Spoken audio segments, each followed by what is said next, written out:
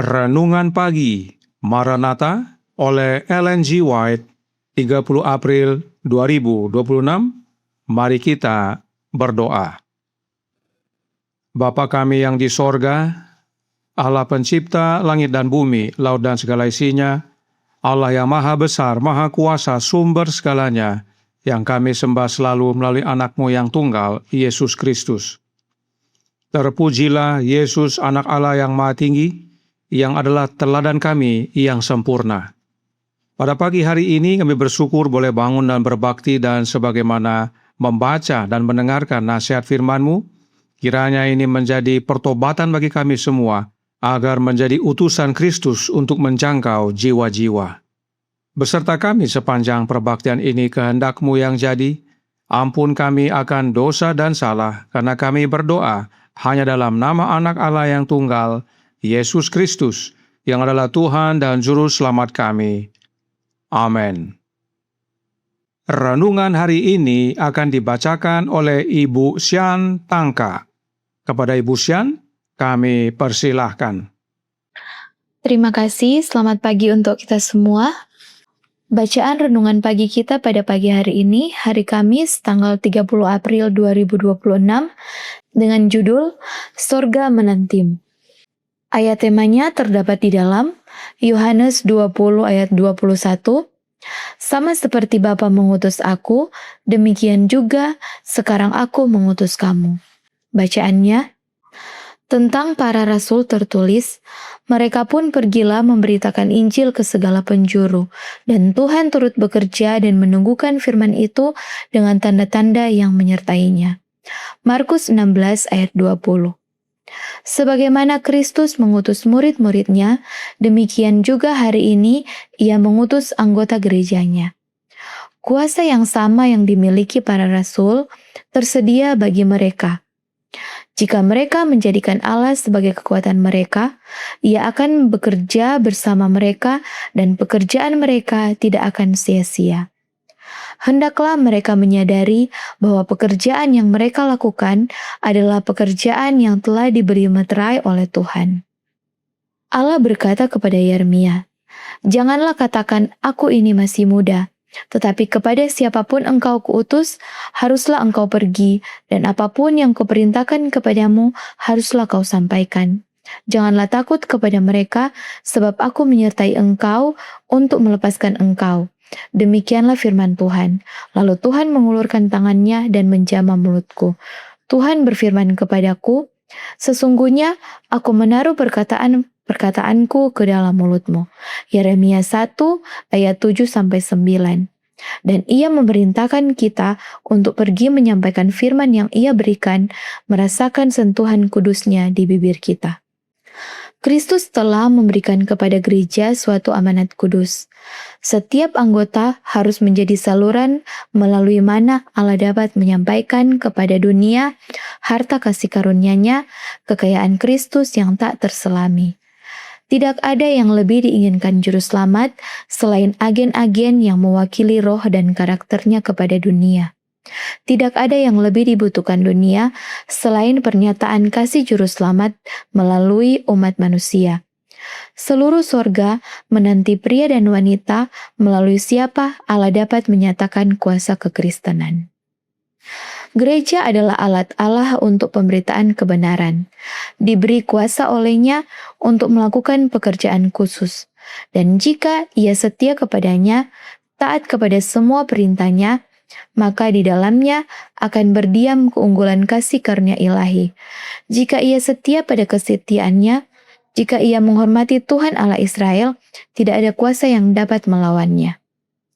Semangat bagi Allah dan perkaranya menggerakkan para murid untuk bersaksi tentang Injil dengan kuasa yang besar. Bukankah semangat yang sama seharusnya mengobarkan hati kita dengan tekad untuk menceritakan kisah kasih penebusan tentang Kristus dan Dia yang disalibkan? Merupakan hak istimewa setiap orang Kristen, bukan hanya menantikan, tetapi juga mempercepat kedatangan Juru Selamat. Demikian bacaan renungan pagi kita.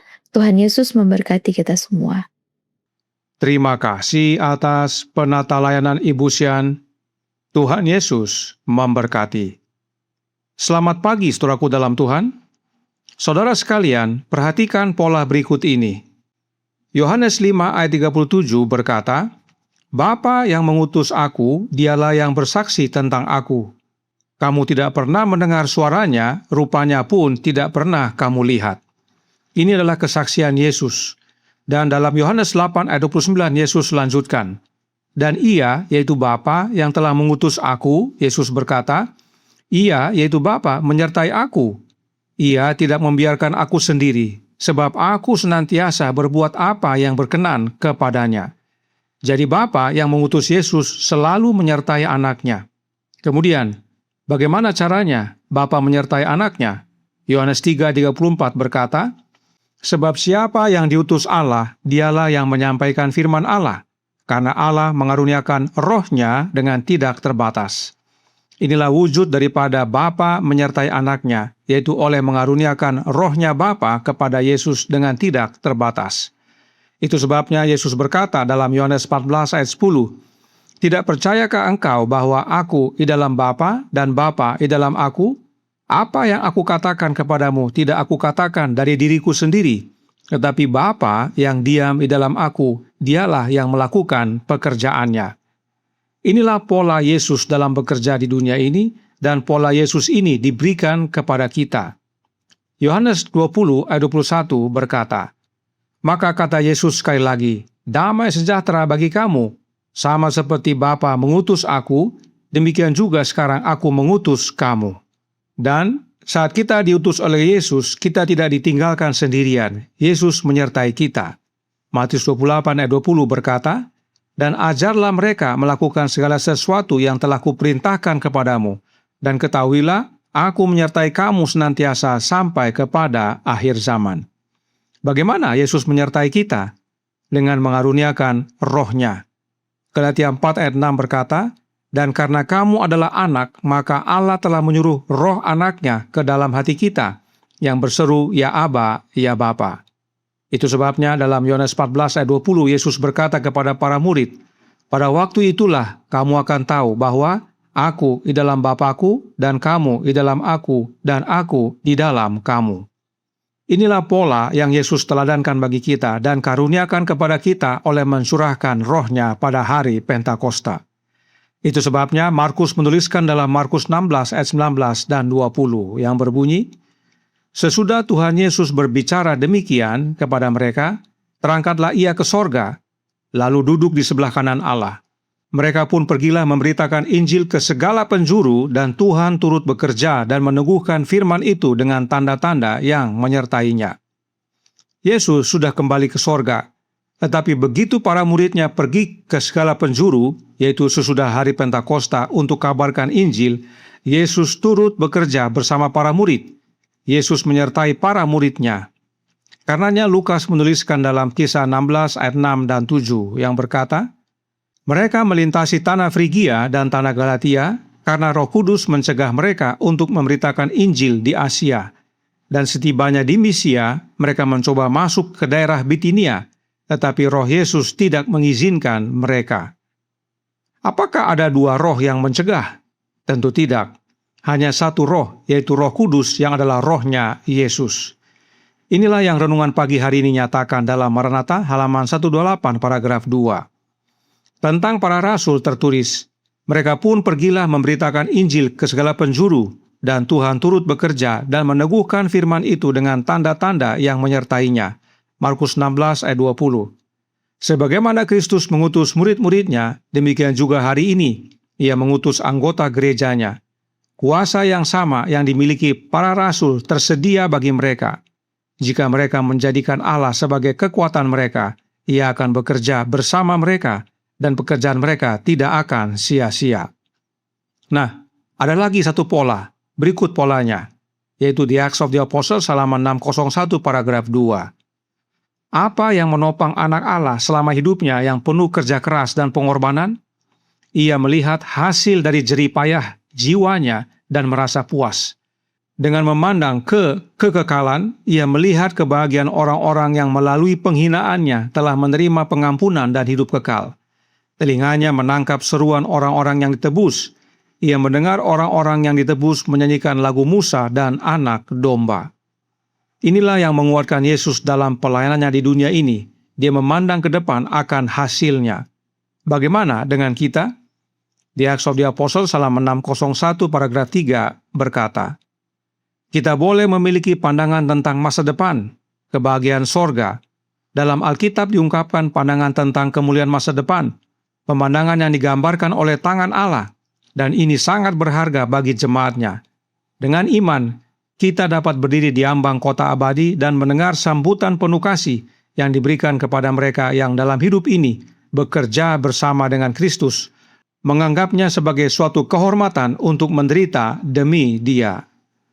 Oleh pemandangan akan kemuliaan sorga yang dinyatakan dalam Alkitab, oleh iman menjadi penopang, penguat dalam kehidupan kerohanian kita dan pelayanan kita dalam menjangkau jiwa-jiwa. Inilah pola yang Yesus teladankan. Pemandangan kemuliaan masa depan menguatkan Yesus, dan itu juga menguatkan kita yang bekerja bersama Dia. Inilah panggilan bagi kita semua, dan sorga menantikan tanggapan kita. Sebab oleh pelayanan kita dapat mempercepat kedatangan Kristus yang kedua kali. Renungan hari ini menutup dalam Maranatha halaman 128 paragraf 5. Semangat bagi Allah dan perkaranya menggerakkan para murid untuk bersaksi tentang Injil dengan kuasa yang besar. Bukankah semangat yang sama seharusnya mengorbankan hati kita dengan tekad untuk menceritakan kisah kasih penebusan tentang Kristus dan Dia yang disalibkan? Merupakan hak istimewa setiap orang Kristen, bukan hanya menantikan, tetapi juga mempercepat kedatangan Juru Selamat. Kiranya sebagaimana Yesaya kita semua berkata, ini aku, utuslah aku. Tuhan memberkati, saya bawa dalam nama Yesus. Amin. Mari kita berdoa.